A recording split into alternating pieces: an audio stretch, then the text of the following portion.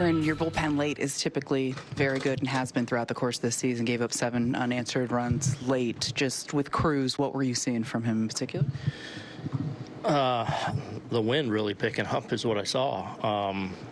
Rooker breaks his bat and dumps the one in short left there. And then it looks like, Grish had a beat on Soderstrom's ball, and it just kind of kept carrying to the wall. And then Langelier's, hanging splitter, but, still felt like kind of a fly ball to center that just kind of took off. So, but that was the pitch. You probably want back a little bit. That splitter just hung up for him a little bit, and then they, obviously added on late. When the wind's kind of carrying balls, just how difficult is that as an outfielder to try to get a jump on a ball and try to execute in those situations? Yeah, it looked like it was challenge because it wasn't all day. It picked up, so it looked like there were a couple balls that kind of confused Grish a little bit with just being different throughout the course of the game, and especially in that inning. So, tough one, obviously. You're kind of touching on it, but is it really hard to evaluate pitchers here when the ball is traveling like that?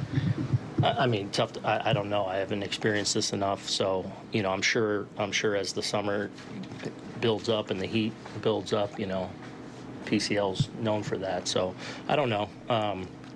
I'd be speaking out of turn to know if I knew how this place is going to play throughout. Today it was a little different throughout, I thought. Along the same lines, Rodón works 6 innings, strikes out 10, but hurt by the long ball. Overall, how do you evaluate him? Yeah, I thought really good. I made the mistake to Rooker, and Rooker punished it. It looked like a slider that just stayed right there. But around that, excellent.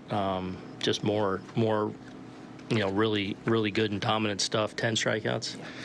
And to just kind of keep his head down and keep us right there and give us 6 innings and put us in a position to win a game. Just another really good one from him. Time for Ross. It was a pretty big hit there. What have you thought about what he's given you so far? Yeah, I really think, obviously he hasn't played a ton, but I feel like his at-bats have really improved from the start of the season to now. I feel like he's having much more competitive at-bats. I feel like he's controlling the zone a little bit. Obviously a big hit for him there at the time and for us. And I think he's been excellent on defense. Wherever you put him, he's very capable out there. And so he's done a good job.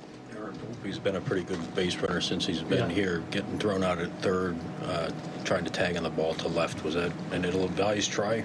Yeah, we're going to challenge Soderstrom a little bit, and it's a little different. Like, obviously, you don't want to make third out at third typically, but you are bringing a second runner with you. You're bringing a runner from first into scoring position as well, and the play's right in front of Anthony. So as he started, I think he kind of read the throw.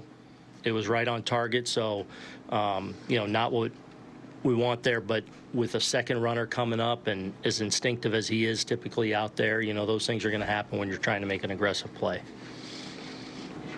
Yarbrough definitely starting tomorrow? We'll talk about it. He'll be in play in a big way, I'm sure, and could be starting.